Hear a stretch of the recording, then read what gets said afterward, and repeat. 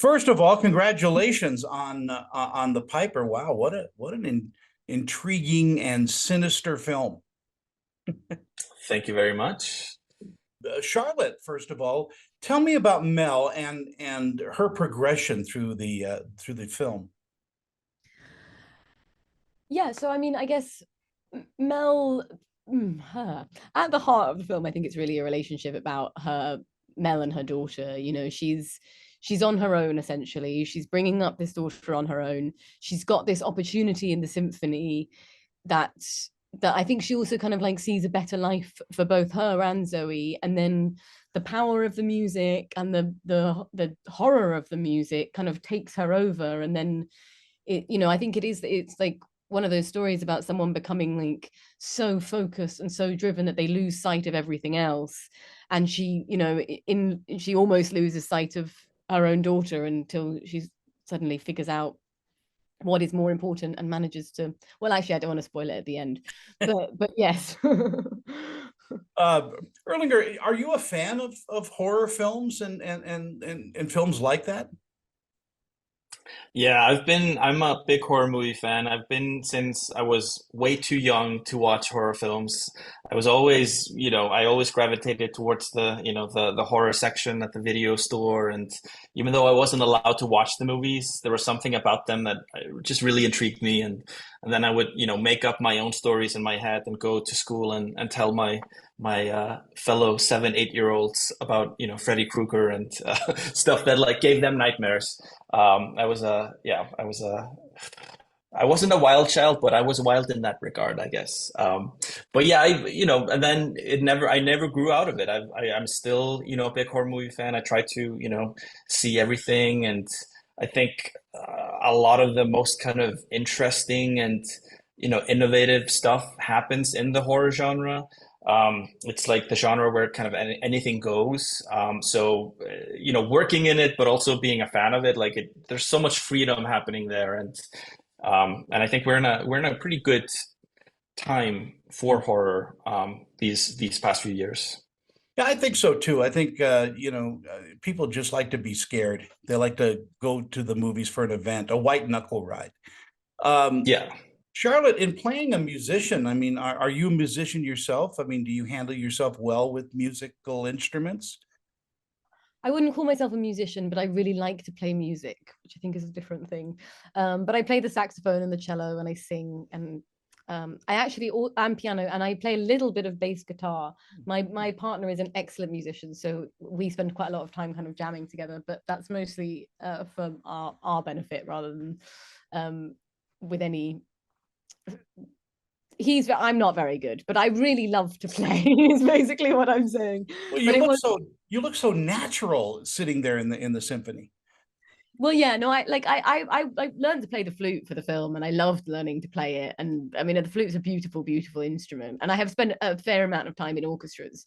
I don't think I have any real talent, but I got a lot of like love and dedication. Losing Julian Sands has got to be a big hole in your heart, both of you.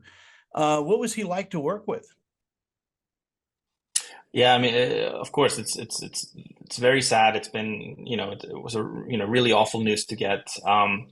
But working with him was amazing. I mean, he was such a joy to be around, and he kind of brought, he brought all of his experience, decades worth of experience, but also just like a kind of a gravity to the set. And he was very, generous with his time. He was, we would shoot a full day, and then we would go out to have dinner and drinks and laughs, and he would tell us stories. And um it was great to have him on set also, just because he, having done this so many times, and this was kind of, for me it was the kind of first bigger picture that I had done. So often when things got stressful or chaotic, I could always just kind of look at him, and he would just kind of give me a look, and everything's gonna be fine, everything's gonna be okay. Like, I've been through worse than this. Um, for me, it was I'm very happy to have gotten to work with him and gotten to know him, and it's a huge loss, obviously, that he's not with us anymore. But it's definitely a time that I will, never forget to have been with him on this film. Charlotte, the same question. I mean, do you have a great memory of working with him? Yeah, like I mean, I was really in awe of him, especially at the beginning. Like I remember watching Room with a View and just like at the beginning of filming and just thinking he was like such a phenomenal actor. But then like meeting him, he really, yeah, he had such a kind of like a childlike wonder, like and he really like approached acting in that kind of pure like play space that it really felt like kind of art and we were just kind of playing together and it was yeah it was he was a really beautiful like scene partner and incredibly supportive and generous and everything that you would hope for. So it was it was really devastating finding out the news of his passing, but I think both Erling and I really feel incredibly grateful to have got to have the experience together. And he was really brilliant. Yeah, it was so lovely to see the dedication at the end of the film too. Just Charlotte, tell me what you think people are going to walk away from after they watch The Piper.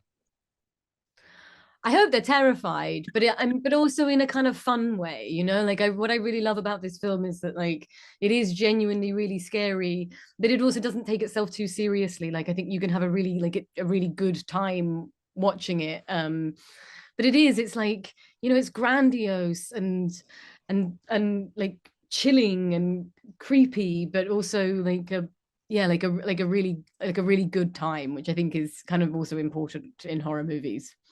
Earlier in our last moments together, I mean, the score for this is absolutely brilliant. I mean, not only is it a movie about a score, but the score itself underlines that it's a movie about a score. Is that complicated?